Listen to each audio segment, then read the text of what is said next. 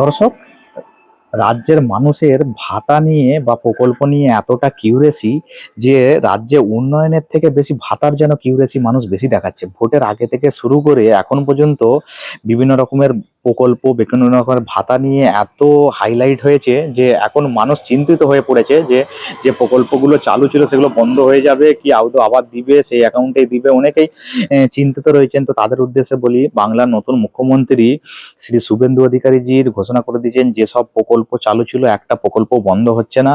June মাসের 2 তারিখ থেকে সেই সব অ্যাকাউন্টেই যাচাই বাছাই করে নতুন করে আপডেট দেওয়া হবে এবং সেই অ্যাকাউন্টেই টাকা ঢোকানো হবে। যেগুলো লক্ষ্মীর ভান্ডার, সে নাম শুধুমাত্র চেঞ্জ হয়ে অন্নপূর্ণা ভান্ডার হবে। আর ভোটের আগে থেকে শুরু করে এখন পর্যন্ত লক্ষ্মীর ভান্ডার, অন্নপূর্ণা ভান্ডার, এত ভান্ডার নামটা শুনেছি। আপনারা দেখেছেন না যে গ্রাম অঞ্চলে বেশিরভাগ মুদি দোকানগুলোর নাম ভান্ডার দিয়ে হয়, অমুক ভান্ডার তমুক ভান্ডার। মাঝে মাঝে তো মনে হচ্ছে যে ওগুলোই নাকি ফর্ম জমা করার কোনো কেন্দ্রস্থল।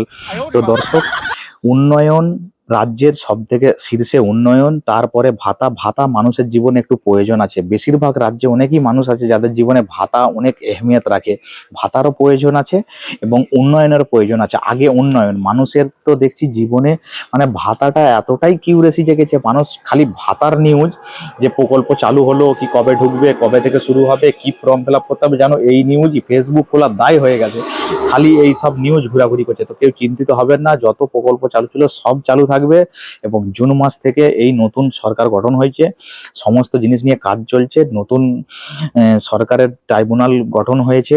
সেই ট্রাইব্যুনাল থেকে প্রত্যেকটা মানুষকে যেসব প্রকল্প চালু ছিল সেসব প্রকল্পের টাকা জুন মাসের 2 তারিখ থেকে প্রত্যেকের অ্যাকাউন্টে দেওয়া হবে। যদি কোনো আপডেট থাকে সরকার থেকে সেটি ঘোষণা করা হবে। কেউ চিন্তিত হবেন না, সকলে ভালো থাকবেন, সুস্থ থাকবেন, সতর্ক থাকবেন।